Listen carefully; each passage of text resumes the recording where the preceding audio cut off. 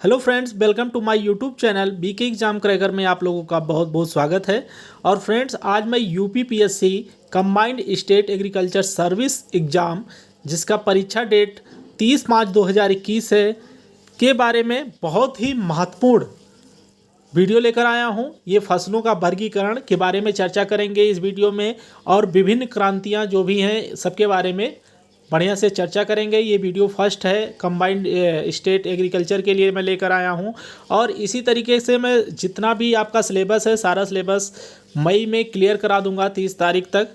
तो आप लोग अगर हमारे चैनल पे पहली बार विजिट कर रहे हैं तो चैनल को सब्सक्राइब करते हुए नोटिफिकेशन बेल ऑन करना ना भूलें। चलिए फ्रेंड्स, वीडियो को स्टार्ट करते हैं।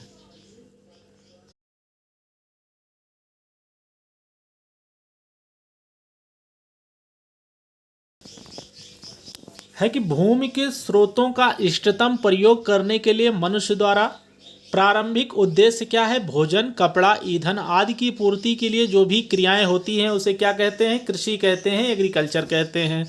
जैसे फसलोत्पादन, एग्रोनॉमी, फलोत्पादन, पशुपालन आदि।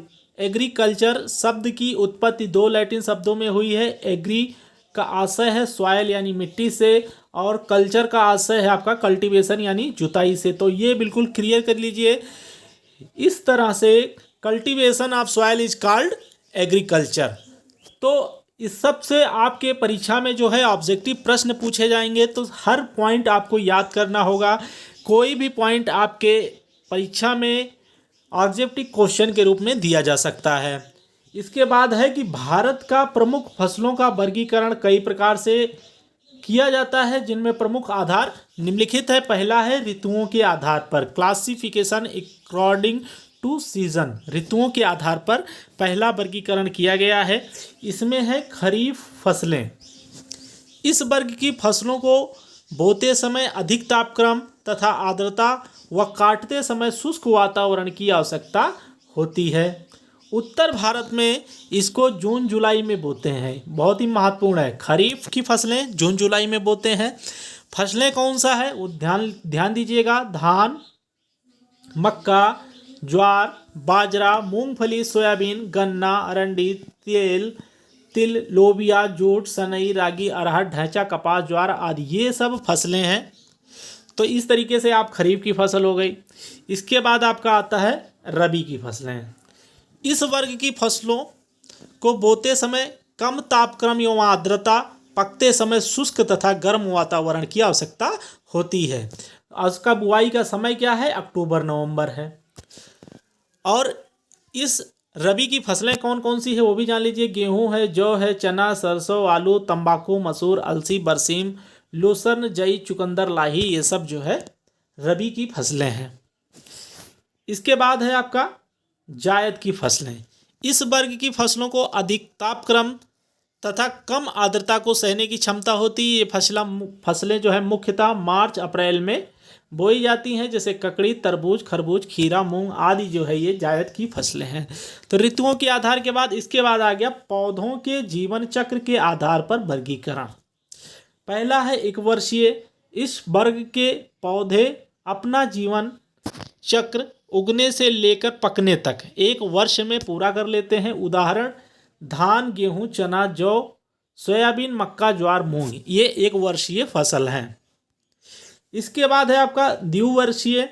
इस वर्ग के पौधे प्रथम वर्ष में अपनी वानस्पतिक वृद्धि करते हैं तथा दूसरे वर्ष में फूल और बीज उत्पन्न करते हैं। उदाहरण चुकंदर, प्याज, लहसुन। इसके बाद है बहुवर्षीय फसल। इस वर्ग के पौधे अनेक वर्ष तक फल तथा बीज देने के बाद भी अपना जीवन चक्र जारी रखते हैं। इस प्रकार के पौधे के बहुमुखी पौधे भी कहते हैं, जैसे लूसर्न, हाथी घास आदि। इसके बाद है आपका भूमि की उपयुक्तता के आधार पर पौधों का वर्गीकरण, classification according to the suitable of land. पहला है हल्की भूमि की फसलें। इस कार्य की फसलें हल्की भूमि में अच्छी वृद्धि करती है, जैसे बाजरा, मूंग, ककड़ी, खरबूज, तरबूज, मूंगफली आदि। दूसरा है मध्यम भूमि की फसलें। ज़्यादातर सब्जियां मध्यम भूमि में अच्छी उपज देती है। इसके बाद है भारी भूमि की फसलें। इस वर्ग की फसलें भारी भूमि में अच्छा उत्पादन देती है, जैसे कपास, धान आदि। इसके बाद अगला जो वर्गीकरण है वो दीप्त काल के आधार पर वर्गीकरण किया गया है। पहला है कम अवधि के प्रकाश चाहने वाले पौधे। इस वर्ग के पौधे फूल तथा फल बनाने के समय कम अवधि का प्रकाश अर्थात छोटे दिन चाहते हैं।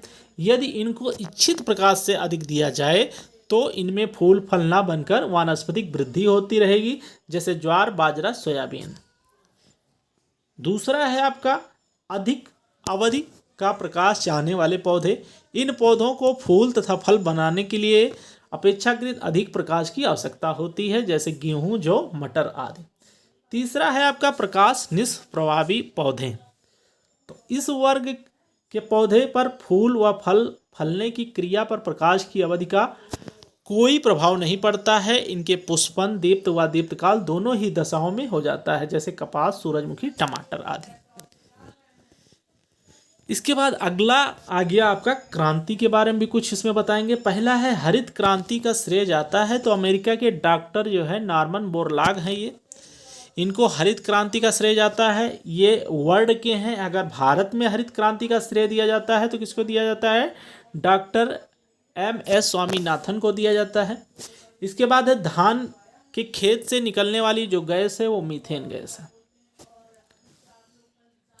इसके बाद है धान की जड़ों से बैक्टीरिया के सड़ने से जिन गैसों का वायुमंडल में विसर्जन होता है वह मीथेन गैस है। इसके बाद है सोयाबीन में नाइट्रोजन स्थिरीकरण, नाइट्रोजन फिक्सिंग के लिए जिम्मेदार बैक्टीरिया जो है वो राइजोबियम जैपोनिकम है। इसके बाद है कि दलहनी फसलों में मटर, चना, अरहर आदि में राइजोबियम लेगुमिनेसेरम तथा सोयाबीन की जड़ों में राइजोबियम जैकोनिकम पाए जाते हैं। तो सहजीवी के रूप में पाए जाते हैं। किसके रूप में पाए जाते हैं? सहजीवी के रूप में। इसके बाद है आपका गेहूं की सिंचाई है तो अतिक्रांतिक अवस्था है तो ताजमूल अवस्था। गेहूं मुख्यतः है तो शीतोष्ण कटिबंधीय प्रदेश का पौधा है। गेहूं के लिए सामान्यतः वार्षिक वर्षा होनी चाहिए तो 50 सेंटीमीटर से 75 सेंटीमीटर तक होनी चाहिए। गेहूं बोने के बाद सिंचाई आवश्यक है तो 21 से 25 दिन के अंदर। इसके बाद सुनहरा चावल का पीलापन प्रदर्शित करता है तो बीटा कैरोटीन की अधिक मात्रा को प्रदर्शित करता है। इसके बाद है गोल्डन राइस जैव प्रौद्योगिकी एक ऐसी उपलब्धि है जो उपभोक्ताओं के लिए उतनी ही लाभप्रद है जितना कि किसानों के लिए है। अगला है कि मूंगफली में दानों का औसत प्रतिशत होता है तो 70 से 80 होता है, बाकी छिलके होते हैं।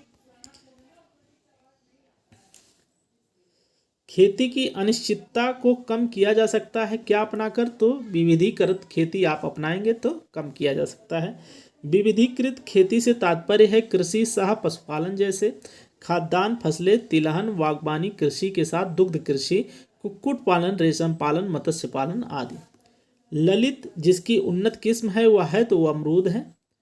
अमरूद की अन्य प्रजातियां हैं इलाहाबादी सफेदा, चित्तीदार, इलाहाबादी सुरखा आदि। इसके बाद है महाधान सुपर राइस विकसित किया GS खुश ने। आम की बीज रहित प्रजाति है तो सिंधु। पीत क्रांति संबंधित उत्पादन से है तिलहन के। हरित क्रांति का संबंध है कृषि क्षेत्र में उत्पादन तकनीक के सुधार एवं कृषि उत्पादकता में वृद्धि करने से। सुनहरी क्रांति फल एवं सब्जी उत्पादन उद्यान कृषि से।